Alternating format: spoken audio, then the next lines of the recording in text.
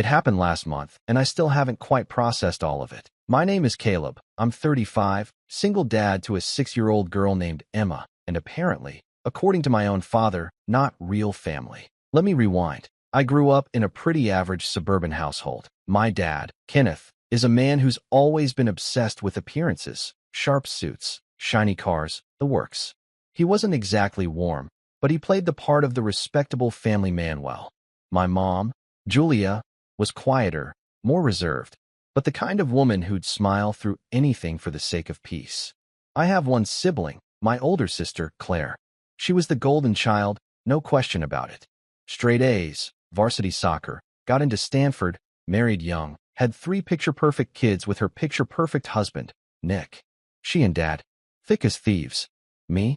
I was the what are you doing with your life child. I didn't go to college. I tried music, tried real estate, finally landed in IT consulting, which actually pays well, but it's not something my dad brags about. He still introduces me as the one who works with computers or something. When my ex left 3 years ago, Dad's first reaction wasn't concern. It was, well, maybe now you'll get your act together. Raising Emma on my own has been the most exhausting and beautiful experience of my life. She's got this wild mess of curly hair, eyes like her mother's, and a laugh that can crack through the worst of days.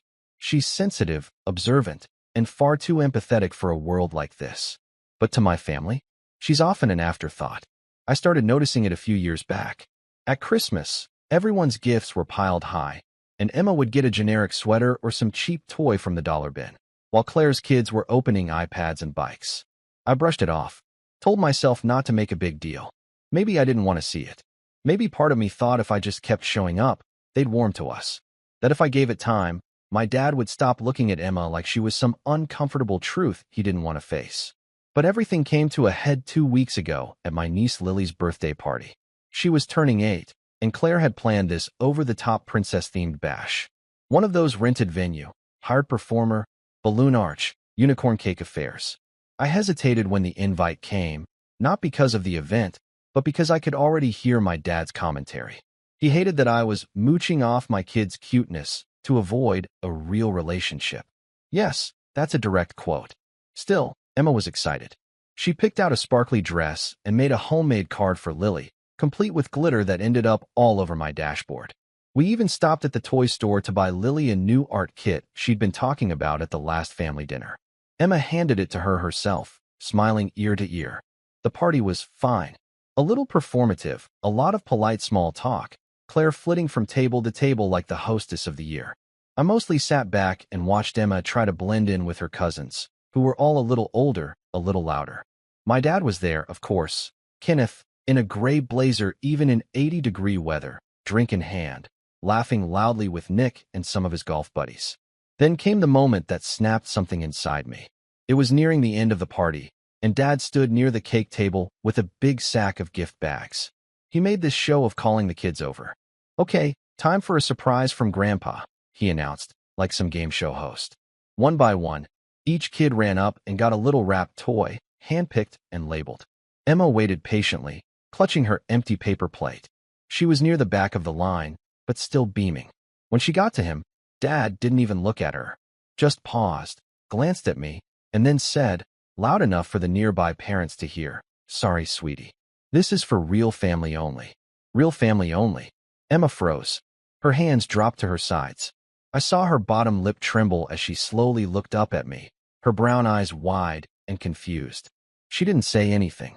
She didn't have to. I felt my stomach drop. There it was. The truth, finally spoken out loud, like a slap. For a second, I was frozen too. I didn't scream. I didn't yell. I just walked over, took Emma's hand, and said, "Come on, baby." Then we left. No goodbye. No explanation. No scene. We sat in the car for a few minutes before I could even turn the key. Emma was quiet, staring out the window, her cheeks blotchy with the kind of tears she was trying not to let me see. I buckled her in, and on the way home, she whispered, "Did I do something wrong, Daddy?" That nearly broke me. I put her to bed early that night.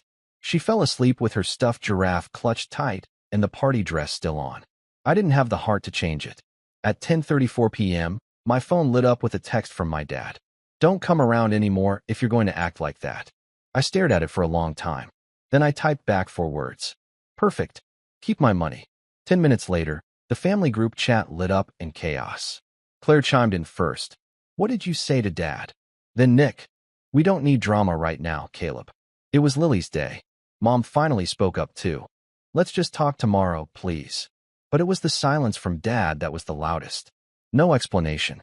No apology. Nothing. And as I sat there, scrolling through the messages, watching them twist the narrative, make me out to be the problem, as always, I felt something shift inside me. Not rage. Not sadness. Resolve. They'd drawn a line in the sand. And for the first time in my life, I didn't feel like running from it. I felt like stepping right over it and taking the whole damn beach with me. I didn't respond to the group chat that night. I just watched the messages pile up like a slow-motion car crash. Claire accused me of overreacting. Nick suggested I set a better example for Emma and my mom. Always the peacekeeper, tried to smooth things over with vague platitudes like, let's just move forward, and family means forgiving. Not once did anyone ask how Emma was doing. Not once did anyone mention the words my dad said. It was as if the actual offense never happened, only my reaction to it. Typical. I didn't sleep much. Every time I closed my eyes, I saw Emma's face at the party, how quickly her smile fell, how she turned to me like I'd have an explanation that made it all make sense. And I had nothing. Nothing except a rage that simmered beneath my skin like acid. The next morning, I muted the group chat and got Emma ready for school. She was quiet, but not sad. She's the kind of kid who processes things by pretending they didn't happen, something I recognize a little too well in her. As I buckled her into her booster seat, she finally looked at me and asked, "Will Grandpa ever like me?"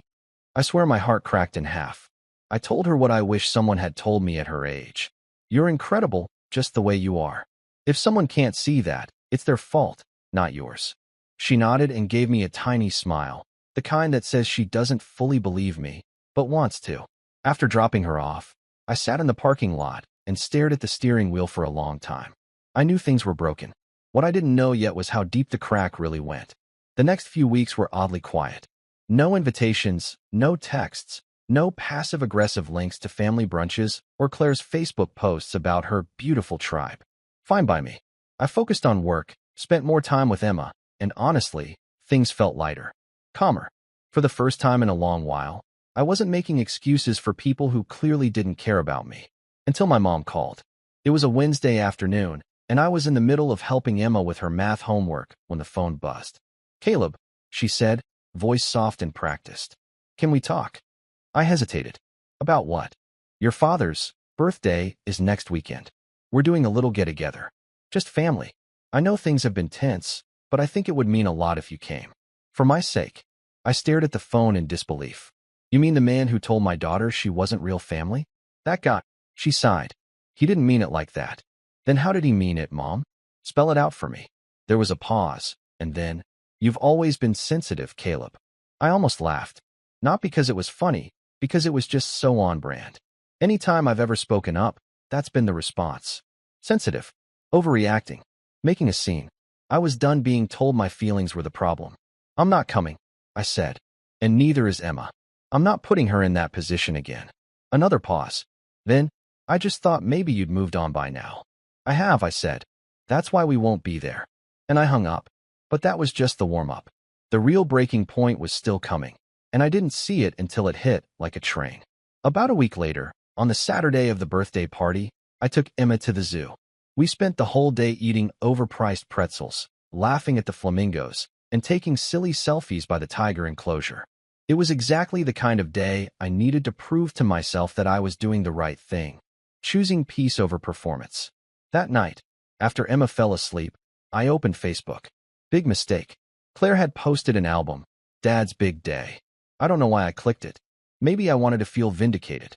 Maybe I was hoping they all looked miserable without us. What I saw instead made my chest tighten.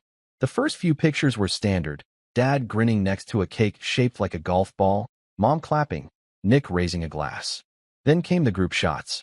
Claire and her family. My parents. A few extended relatives I hadn't seen in years. And then, a photo that made my stomach drop. Emma. Not my Emma, but a girl who looked eerily like her. Same curls. Similar height. wearing one of Claire's daughter's old dresses, standing awkwardly in front of Dad while he bent down to hand her a gift bag. I stared at it for a full minute before reading the caption beneath. Dad welcoming little Emily into the family. So special to have everyone here today. Emily. Claire had apparently invited a friend's daughter to the party. Someone who wasn't blood. Someone who, by all accounts, had nothing to do with our family. But she got a gift. She got a smile. She got inclusion. Emma got nothing. I felt physically sick. My first thought was that it had to be a mistake. Maybe they didn't mean it that way. Maybe. No. No more excuses. They'd replaced my daughter. Symbolically, maybe even intentionally. And then had the audacity to post it like some beautiful gesture of inclusion. It wasn't just disrespect anymore. It was cruelty. I closed the laptop and just sat there in silence, the room suddenly feeling smaller, tighter, like the air had been sucked out of it. For years, I tried to be the bigger person, tried to show up, tried to give my daughter a connection to a family that never really saw her as part of it. And now, I couldn't unsee that image. That little girl standing where Emma should have been, smiling next to a man who wouldn't even acknowledge his own granddaughter. It broke something in me. Not loudly, not dramatically, quietly, permanently. The next morning, I did something I never thought I would. I logged into our shared cloud drive. My parents had this thing where they kept all the family photos, documents, and backups in one place, accessible to everyone in the family. Years of memories, scanned albums, tax forms, even trust documents that Dad had once bragged about setting up. I downloaded everything. Every photo, every file, every document. Then I created my own private backup, just in case. And finally, I removed myself from the drive and revoked all access to anything that was shared through my account. Technically, the drive had been under my name, set up years ago when Dad didn't understand cloud storage and asked me to do it. I was the owner. They were guests. Not anymore. Within an hour, I got a frantic text from Claire. Why is the drive gone? Dad says he can't access anything. I stared at the screen. Breathe. Think. I didn't respond. Because in that moment, I wasn't ready to react. I was ready to plan. This wasn't going to be a messy outburst. This was going to be deliberate, thoughtful, calculated. If they thought excluding Emma came without consequences, they were about to learn just how wrong they were. And it was going to start with something simple. A will. One they didn't know existed. But I'll get to that. Because the next twist in this mess came from someone I never expected. And it changed everything. After that weekend, everything shifted. Not immediately. Not with a bang. But like a house that's been settling on a cracked foundation for too long, it finally gave way. The fallout from the cloud drive lockout was faster than I anticipated. My dad called me the next day. I didn't pick up. So he left a voicemail. That in itself was rare. Kenneth Lewis doesn't do voicemails. Usually it's one-word texts or group messages with zero punctuation. But this time, his voice was tight, controlled, like someone trying very hard not to yell. Caleb, I don't know what you think you're doing, but you're playing a dangerous game. That drive has important family records. Documents. Your mother's health insurance. We need it back. You're being petty and ridiculous. Fix it. Click. Not a single word about Emma. Not a single acknowledgement of what started this entire mess. Just threats. I deleted the voicemail. Claire followed up later that day with a string of texts. Claire, Dad says you're withholding legal documents? Are you trying to burn every bridge? Claire, this isn't just about you. You're affecting everyone. Claire, I don't even know who you are anymore. I read them in silence, my phone buzzing in my hand as she kept firing off messages, each more dramatic than the last. I didn't answer. And then nothing. Silence. Days passed. Then weeks. No more texts. No more calls. No contact at all. I should have felt relief. I wanted to. But instead, I found myself slipping. Not because I missed them. Not because I doubted my decision. But because I realized something terrifying. I had spent years trying to please people who never really saw me. Never really knew me. Not the real me. And when I finally stopped trying, there was nothing left in that space but emptiness. That's when the depression hit. It didn't come as tears or dramatic breakdowns. It came as stillness, numbness. I stopped shaving. I started eating cereal for dinner more nights than I care to admit. Work became something I phoned in. I canceled on friends, telling them I was just tired. And Emma, my sweet girl, she noticed. Of course she did. Are you sick, Daddy? She asked one morning, tilting her head as I sat on the couch in the same hoodie I'd worn for 3 days. No, baby. Just tired. She sat beside me and rested her head on my arm. You can rest on me, too, if you want. That moment broke me in a way nothing else had. My 6-year-old was trying to hold me up while I crumbled in silence.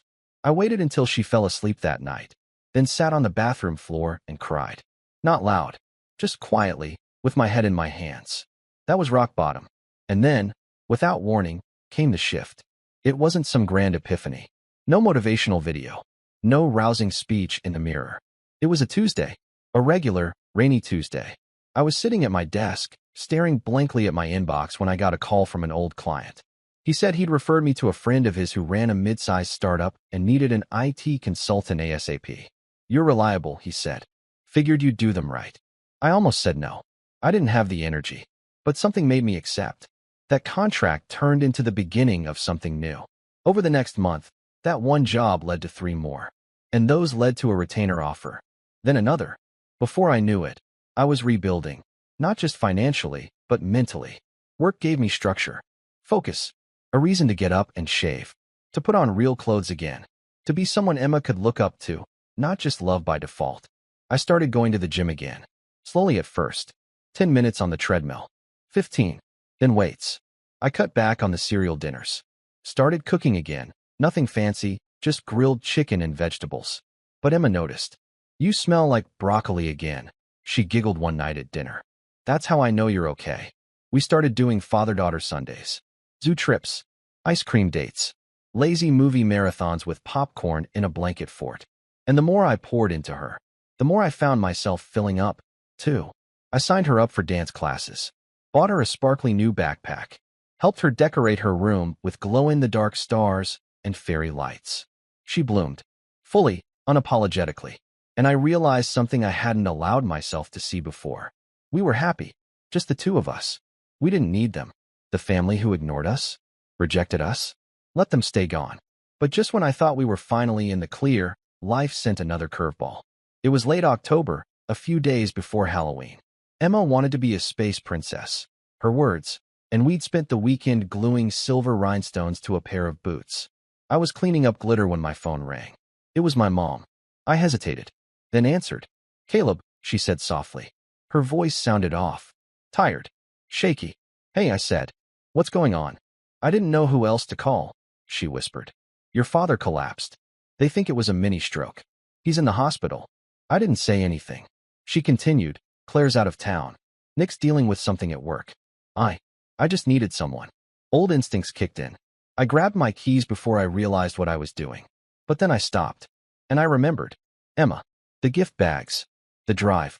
The girl named Emily. The silence. I didn't move. Mom, I said carefully. Do you want me there because I'm your son? Or because I'm convenient? There was a pause. A long one. And then she said the most honest thing she's ever said to me. I don't know. The words hit like a gut punch, but they were true. Brutally, uncomfortably true. I'll check in tomorrow, I said. But I'm not rushing to a man who told my daughter she wasn't family. And I hung up. That night, I held Emma a little tighter as she drifted off to sleep in her starlit room. I stared at the ceiling and realized something I hadn't said out loud yet. I was done waiting for them to love us. We had our own version of family. And for the first time in my life, I didn't want to be part of theirs anymore. But fate wasn't finished. A few days later, a certified letter showed up at my door. It was from my grandfather's attorney. Apparently, before he passed 2 years ago, my grandfather had made some last-minute changes to his will. Changes that my father never disclosed. Because my grandfather, God rest him, wasn't blind. He saw everything. And what he left behind. It was going to shatter every illusion my father had spent his life building. But I'll get to that. Because before I could even open the letter, I got another call. From Claire. And what she said on that call. It changed everything. I didn't pick up when Claire first called. I saw her name flash across the screen, and my instinct was to ignore it. But something told me to listen to the voicemail. Caleb, I know we're not on the best terms, but I need to talk to you. It's about the will. Grandpa's will. Please call me back. It's important. Her voice wasn't its usual clipped, condescending tone. There was something else there, urgency, maybe even panic. I waited 10 minutes before calling back. Not out of pettiness, but because I needed to steady myself. Claire doesn't call unless she needs something. and after everything, I wasn't about to walk blind into whatever trap she was setting. She picked up on the first ring. "Thank God," she said. "I wasn't sure if you'd even talk to me." "Depends," I said, keeping my voice even. "Are you calling to lecture me again? Or is this one of those rare times when I'm allowed to be useful?" She flinched audibly. "I deserve that," she admitted. "But seriously, this is bad. For Dad. And maybe for all of us." I didn't say anything. I wanted her to get to the point. "There's another will," she continued. "One we didn't know about. Grandpa changed it just before he passed. Apparently, the old attorney passed away, and he hired someone new. No one told us. He told me," I said calmly. She went silent. "What?" she asked eventually. "I got a letter. Certified. From the new attorney. Just haven't opened it yet." The line went dead quiet. I imagined her pacing in some perfectly curated room with beige throw pillows and passive-aggressive inspirational quotes on the wall. "Listen," she said, her voice lower now. "Whatever it says, you don't have to." "No," I cut in. "You listen. I don't know what's in that envelope. But I know one thing. Grandpa saw how you all treated me. How you treated Emma. He knew." Claire hesitated. "He was sick, Caleb. He was confused. He was more clear-eyed than any of you." I snapped. "And maybe that's exactly why this is happening." She exhaled shakily. I thought we had time to fix this." "You had years." And then I hung up. That night, after Emma went to bed, I opened the envelope. Inside was a 3-page letter from the attorney and a copy of the new will. The contents made me sit down. In short, my grandfather had left the majority of his remaining estate, estimated at just over $2.1 million, not to my dad, not to Claire, but to me, and to Emma, specifically named, spelled out. He'd created a trust in Emma's name, set up with quarterly payouts to cover education, housing, and future investment accounts once she turned 25. He wrote, in clear legal language, that he was correcting a pattern of generational exclusion and wanted to ensure that the cycle of favoritism, neglect, and silent cruelty ended with him. The letter from the lawyer ended with a line that stuck with me. "Your grandfather said you would understand why he did this, and that you'd know what to do with it." I read those pages 3 times. I didn't cry. Not exactly. But I felt something thaw inside me. He saw us. He saw her. After years of being invisible in that family, we were finally acknowledged. Not as an obligation, not as a guilt-ridden footnote, but as something worth investing in. I spent the next week quietly meeting with the attorney, setting up Emma's trust properly, and ensuring every document was ironclad. The lawyer, an older woman named Evelyn with sharp eyes and no patience for nonsense, was the kind of professional who enjoyed cleaning up generational messes. She didn't blink once when I told her how things had been. "You'd be surprised how often this happens," she said, tapping her pen against the desk. "The overlooked child becomes the sole heir. Seen it a dozen times. Usually the rest of the family loses their minds." "I'm counting on it," I said. She smiled. "Then you're going to enjoy this next part." That next part became my setup. I wasn't going to make a public scene. I wasn't going to throw the will in anyone's face at a family dinner. That would be their move, dramatic, messy, performative. No, I was going to do what my dad always taught me. Plan like a surgeon, cut like a scalpel. First, I made a list of everything my father relied on me for. Turns out, it was longer than I thought. The cloud drive was just the tip. For years, I'd been the default tech support for the whole family. I'd set up their home network, handled the backups for my dad's business files, even maintained a side server he used to store years of tax records and client data for his accounting clients. Stuff he never paid me for, just expected me to handle because you're the tech guy. So I backed it all up onto a clean drive, encrypted it, and then shut everything down remotely. Next, I contacted a few of my father's old clients, people I'd helped over the years as a courtesy. I didn't badmouth him. I just casually mentioned that I'd be offering IT support services on my own now, and that they were free to reach out if they needed anything more modern. A few took the offer immediately. Then came the financial cleanup. I'd been quietly paying off my own debts for the last year, and now, with the trust in place and my own business picking up, I was in a position to finally sever the last tie. A loan my dad had taken out in my name 10 years ago. He'd called it a family favor. I was 25, broke, and naive. He promised he'd pay it off within a year. He made 2 payments, then let it sit, quietly accruing interest, while I took the hit to my credit. I paid it off in full, then requested a copy of the original paperwork. Turned out the address on the loan didn't match mine. Neither did the phone number. It was enough to raise questions.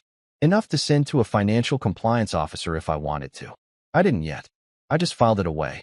Because revenge isn't about fire. It's about pressure. Quiet, unrelenting pressure. Let them squirm.